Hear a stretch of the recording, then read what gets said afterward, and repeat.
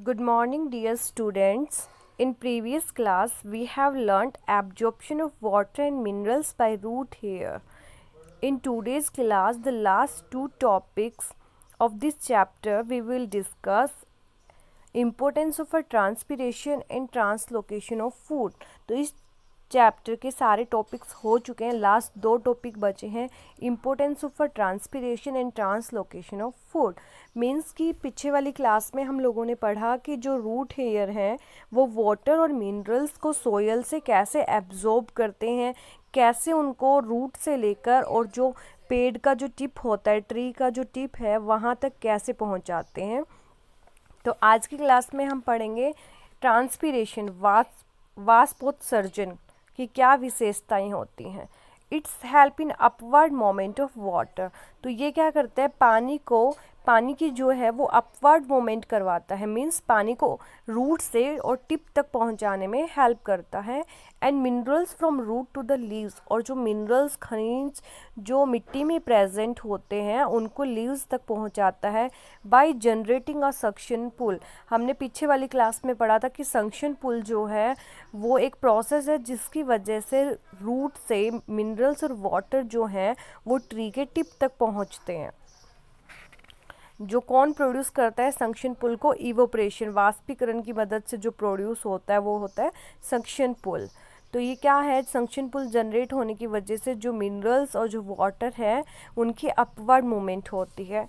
Transpiration produces cooling effect that protect the delicate cells of the plant from the heat of sunlight. तो जो transpiration है, वाष्पोत्सर्जन जो है वो कूलिंग इफेक्ट प्रोड्यूस करता है, जिसकी वजह से क्या होता है, जो डेलिकेट का मतलब कि जो नाजुक कोशिकाएं हैं प्लांट्स की, उनको प्रोटेक्ट करता है, उनको बचाता है कहाँ से?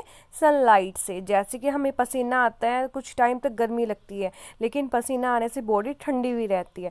तो इसी प्रकार से जब प्लांट्स के अंदर ट्रांसपीरेशन होता है, वाष्पोत्सर्जन जब होता है, तो क्या होता है, उनके अंदर कूलिंग इफेक्ट्स आ जाता है, और जिसकी वजह से प्लांट्स की जो नाजुक कोशिकाएं हैं, डेलिकेट सेल्स हैं, उनको वो सनलाइट से प्रोटेक्ट करता है, बचाता है। When there is a more transpiration, और जब ज़्यादा ट्रांसपीरेशन होता है तो rate of absorption of water increases.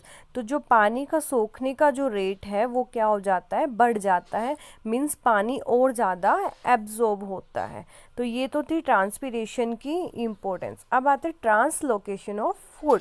तो ट्रांसलोकेशन ऑफ फूड का मतलब है कि रूट है वो क्या कर रही हैं, जो मिट्टी है वहाँ से पानी को और मिनरल्स को एब्जॉर्ब कर रही हैं। तो अब वो वहाँ से एब्जॉर्ब करने के बाद पूरी प्लांट की जो बॉडी है, जो भी सेल्स है, वहाँ तक फूड को पहुँचाना। तो ट्रांसलोकेशन को हम बोल सकते हैं एक जगह से दूसरी जगह तक आदान प्रदान करना। क्या होता है? Translocation of food. तो मतलब कि फूड को एक जगह से दूसरी जगह तक पहुँचाना क्या होगा? Translocation of food. The food is manufactured in the green leaves. ये हमें पता है कि प्लांट्स के अंदर खाना कहाँ बनता है? ग्रीन लीव्स के अंदर, हरी पत्तियों में बनता है। The food has to be transported from the leaves to every cell of the plant. और जो फूड है वो ट्रांसपोर्ट किया जाता है लीव्स से जितनी भी सेल्स हैं प्लांट की, जितनी भी कोशिकाएं हैं, वहाँ तक। The transportation of food from the leaves, और ट्रांसपोर्टेशन होना, आयात निर्यात होना फूड का फ्रॉम द लीव्स से to the other part of plants, और प्लांट के जो दूसरे पार्ट हैं वहाँ तक, इज कॉल्ड ट्रांसलोकेशन। मीन्स कि खाना पत्तियों से बना है, उसके हेल्प से खाना पूरी प्लांट की बॉडी तक पहुंचना ही क्या कहलाता है? ट्रांसलोकेशन कहलाता है। The translocation takes place with the help of the cells, और जो ट्रांसलोकेशन है वो सेल्स की हेल्प से होता है, कोशिकाओं की हेल्प से होता है, ऑफ अ वेस्कुलर टिश्यू, और कौन सी? वेस्कुलर टिश्यू की वजह से, जिसको हम बोलते हैं phloem.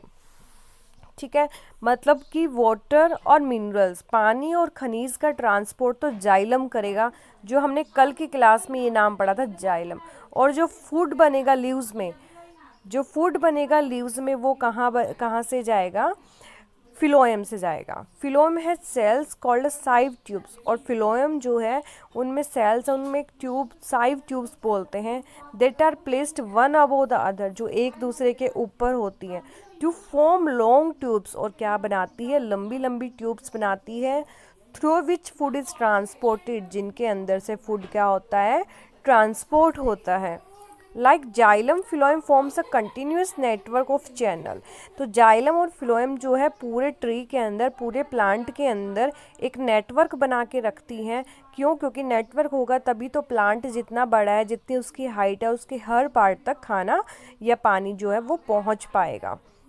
Date connect leaves to different part of plant, जो पत्तियों को और अलग अलग जो पार्ट है प्लांट के वहाँ तक उनको जोड़ता है। थ्रो फिलोएम, फिलोएम के द्वारा द प्रिपेयर्ड फूड, जो खाना बनता है, passes from the leaves, leaves से पास होता है, to the different part of the plant, अलग अलग पार्ट तक पहुंच जाता है। ठीक है, like stems, root, fruit, seeds and flowers, ये सारे प्लांट के क्या हैं, पार्ट हैं।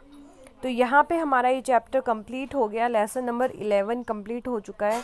इसके इम्पोर्टेंट क्वेश्चंस वेरी शॉर्ट और शॉर्ट ऑलमोस्ट मैंने 7 करवा दिए हैं। आज का होमवर्क होगा लिखने का multiple choice question and filling the blanks, वो आपको पीडीएफ में मिल जाएंगे। I hope you understand both the topic, and tomorrow we will start reproduction in a plants, lesson number 12।